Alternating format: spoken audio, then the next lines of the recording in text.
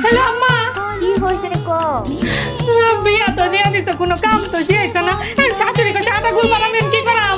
আমি থাকতে তোর কিসের টেনশন? আমি যা বলি তুই খালি ফলো কর।